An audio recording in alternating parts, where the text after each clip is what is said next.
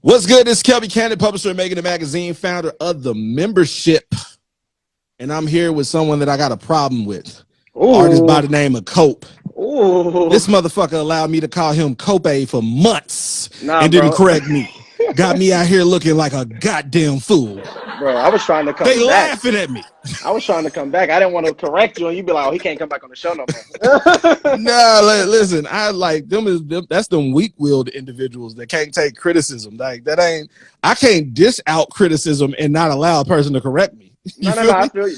I'm on that wave. I'm just making sure. So, but now let the people know your name, where you from, what you do. What's up, everybody? It's Kope. It's Kope, not Kope, as we just learned.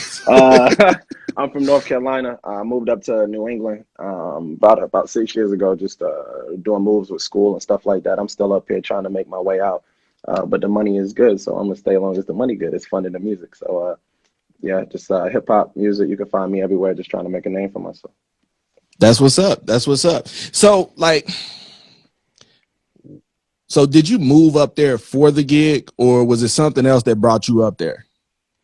I'm gonna be real, man. So when I was in high school, I had no plan of going to school, no college, nothing like that. I was just gonna go to the West Coast, work for my aunt and uncle and stuff like that. And then we had some family fallouts.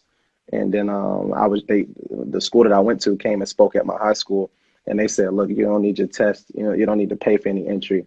And, in my mind, I'm just like, you know what? Ding, ding, ding, ding, ding, and I applied.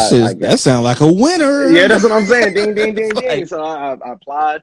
They accepted me, and then it was more so just me and my mom trying to figure out, how to relocate from Durham, North Carolina to Providence, Rhode Island. That's 14 hours away. A little bit expensive, but it paid out. And, I went through it. I'm a software engineer, so you can already. Ain't no software engineer. Hey, bro, I don't cat, bro. What languages are you familiar with? Oh, okay. What languages? Is this a code interview? Yeah, this is coding. So if you're doing a bubble sort. Oh, shit. Hold on. Nigga, I started programming at 12. Oh, you thought I was joking? Okay, we can talk. Yo, but you see, like how you be around people and you don't know people. Like we make the mistake of thinking we know people, and we just know a dimension of them. Did you build Making It Mag website yourself? Yeah, well, it's open source. It's primarily on Drupal. I get in there and code when I have to add shit and add modules and extend shit.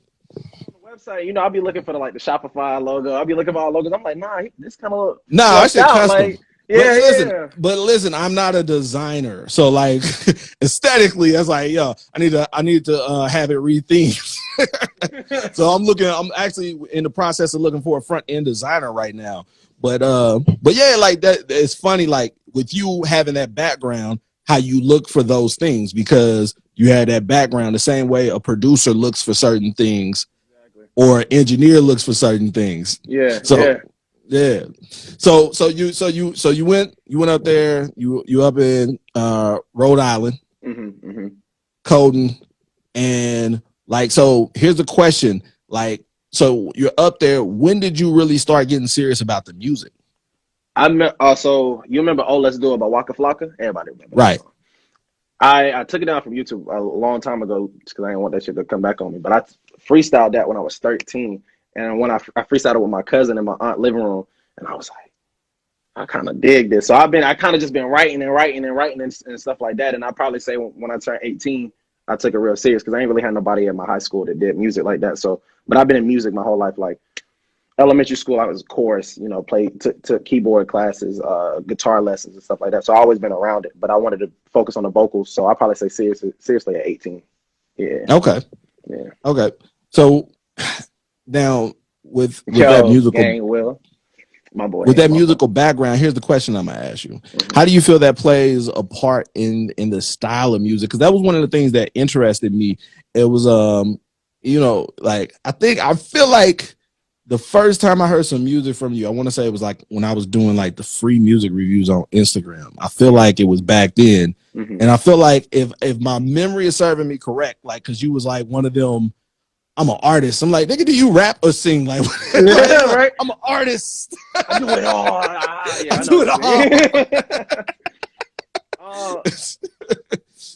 Really, but when I heard the music, I had to bow down. Like, he's an artist. It's like, I Straight up, appreciate it, like man. that's why I remember your name. I was like, this motherfucker let me call him the wrong name. I was trying to be humble. I wanted to come back. That's why I just wanted to come back. um, Okay. what your question about what I go for the music? I mean, Yeah.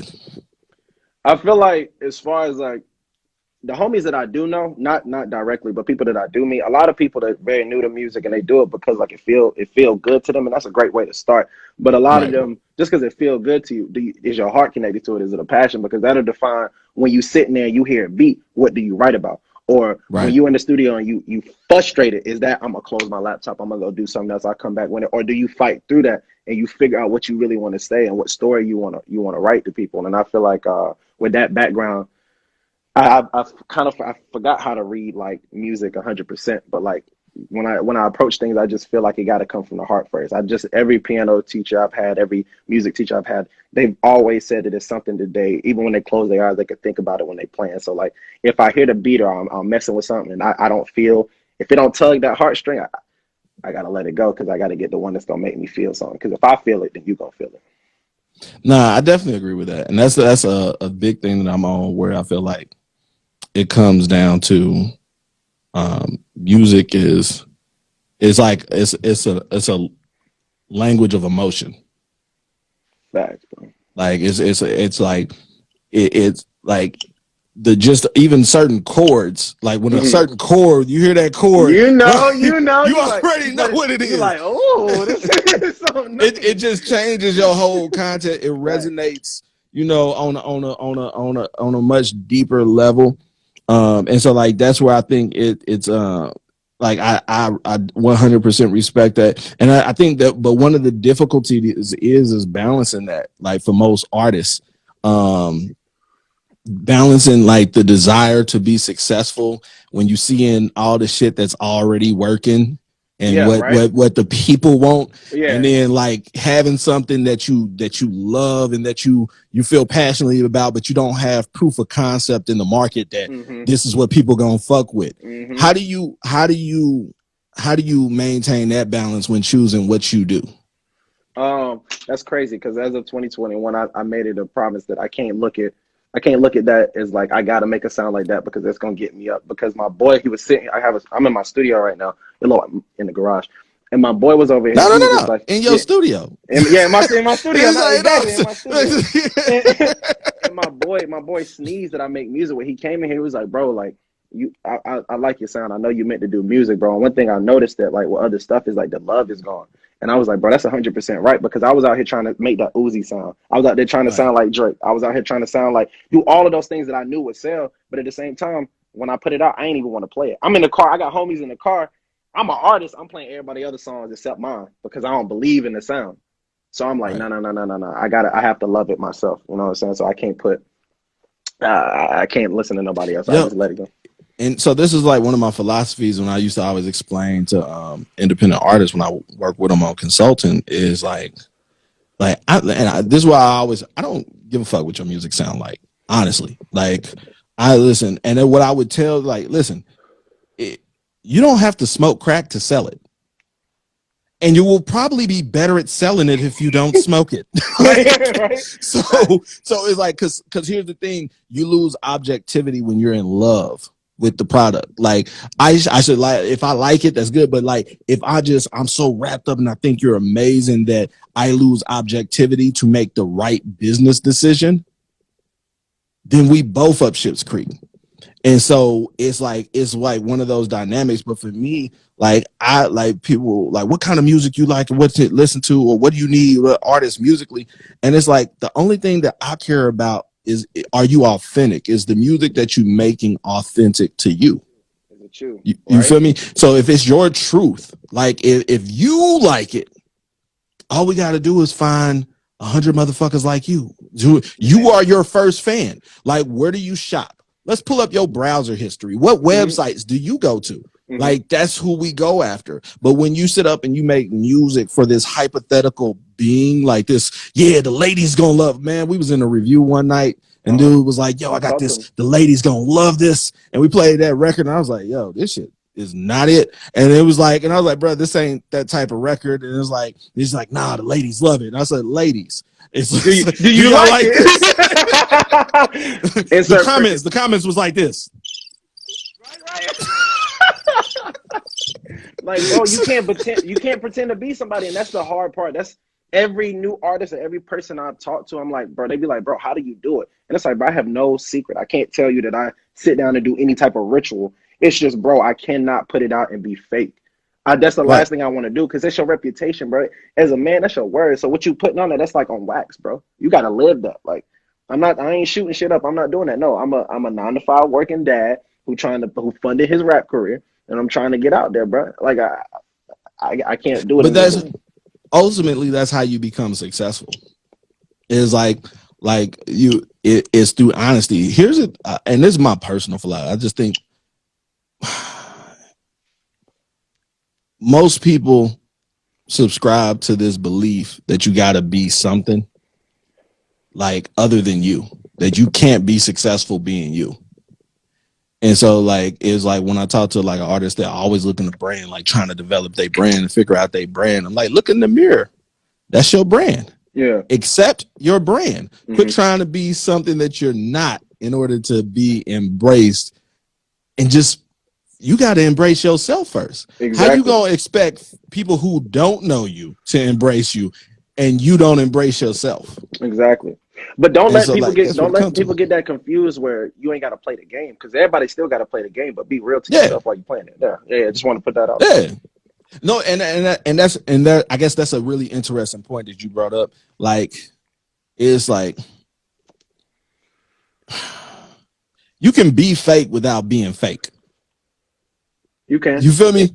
No, like it's like this is the thing. Like, all right, you ain't got to lie on the resume, but you can highlight on things. You listen. You ain't got to put that you was locked up for 18 months on your resume. Some shit needs to be omitted. So that's where we get in this space, and it's like we're real to our own detriment. Like nigga, I ain't never changing. Like, yeah, right. Like, I would have smacked that. Like, yes, and you would have went to jail and lost your like all that shit. And lost all that hard work you put in. But and then we'll like demean someone because they didn't say something, or because we quote unquote like you're being fake because you didn't smack them. Like no, that was being practical. Like. It's like, you want to catch this gun charge, you know you got a pistol in the car right now. Wrong stuff sometimes, man, and it's about being yourself and floating, bro.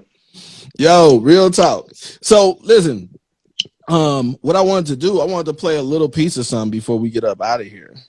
Let me see what we got. Let me see what you want me to play. But that new one I put out, Tired. I don't know if y'all actually played on that VIP thing. I don't know if I heard it. Let me Tired. It's different, bro. I think I did hear this one. I really want to play Truth Be Told, especially off of what we were just talking about. No, do it. All right. So let me play this Truth Be Told. Give him a little clip of that. KO. Yeah.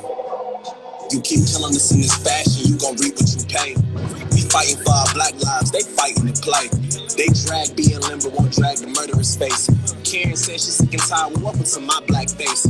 We can switch, would you rather get mace in the face or get pulled over? In that moment's like race versus race. So you telling me that kid deserved a bullet to the face? Or killed in the street because they said his 20 was fake? Please, sick and tired, I'm sick of this, I'm sick of that.